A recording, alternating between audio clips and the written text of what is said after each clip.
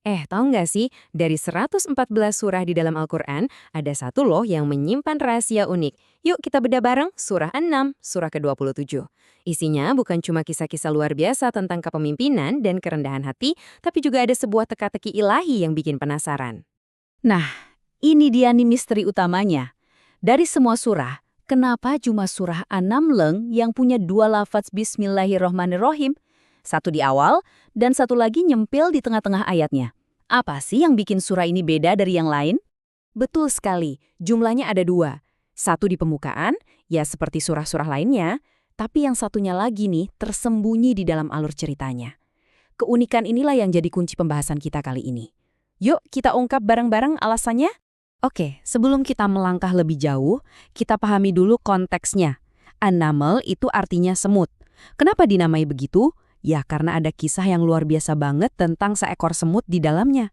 Dan kisah ini, seperti yang akan kita lihat nanti, jadi salah satu petunjuk penting buat memecahkan teka-teki kita. Surah ini turun di Mekah dan isinya penuh banget sama pelajaran tentang iman dan kepemimpinan. Nah, perjalanan kita buat mecahin teka-teki basmalah ganda ini, kita mulai dari sini. Kuncinya itu ada di dua kisah utama dalam surah ini. Dua cerita yang nggak cuma penuh pelajaran hidup, tapi ternyata saling nyambung dengan cara yang nggak kita duga. Oke, petunjuk pertama kita datang dari kisah yang jadi nama surah ini. Sebuah pertemuan yang kelihatannya singkat, tapi maknanya dalam banget. Antara makhluk yang mungkin kita anggap paling lemah dengan salah satu raja terkuat dalam sejarah, yaitu Nabi Sulaiman. Coba deh, kita dengerin baik-baik perkataan si semut ini. Ini bukan cuma peringatan biasa loh, ini tuh cerminan dari kepemimpinan yang luar biasa. Si pemimpin semut ini nggak cuma mikirin keselamatan koloninya, tapi dia juga nunjukin empati yang tinggi, dengan berasumsi kalaupun pasukan Nabi Sulaiman menginjak mereka, itu pasti karena nggak sengaja. Keren banget kan? Terus gimana respon sang raja yang bisa menguasai manusia, jin, sampai burung? Bukannya sombong atau merasa hebat, beliau malah kagum. Nabi Sulaiman tersenyum dan langsung berdoa. Bersyukur karena diberi anugerah untuk bisa memahami ucapan makhluk yang paling kecil sekalipun.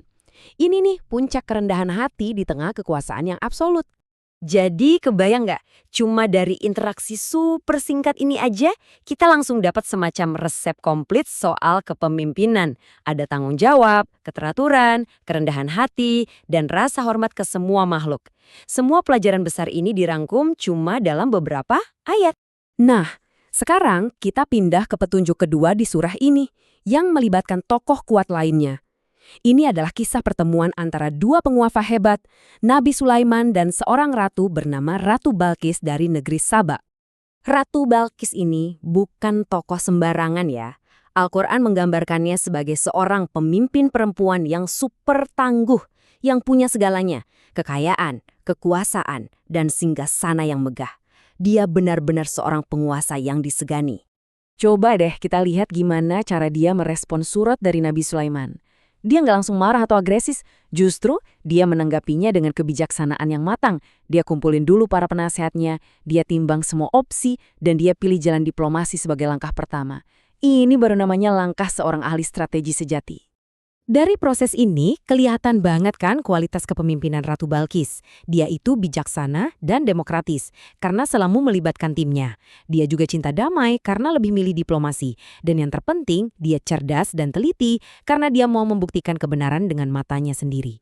Oke, sekarang saatnya kita sambungin semua petunjuk ini.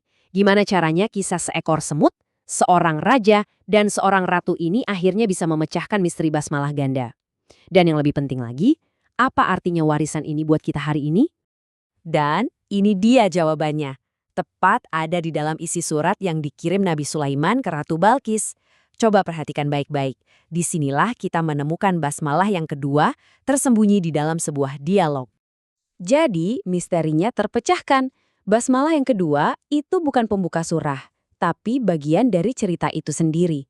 Itu adalah inti dari pesan Nabi Sulaiman, yang mengawali seruannya dengan menyebut nama Tuhan yang Maha Pengasih. Dan yang lebih keren lagi, di sini ada keajaiban matematika yang luar biasa. Kita tahu Al-Quran itu ada 114 surah. Nah, ada satu surah yaitu At-Taubah yang nggak punya basmalah di awal. Kehadiran basmalah tambahan di surah An-Naml inilah yang bikin total basmalah di seluruh Al-Quran jadi pas 114, sama persis dengan jumlah surahnya. Keseimbangan numerik yang sempurna. Warisannya pun gak berhenti sampai di situ loh. Sampai hari ini, ayat-ayat dari surat Nabi Sulaiman ini sering dipakai sebagai doa. Tujuannya untuk melembutkan hati orang yang mungkin keras atau sombong.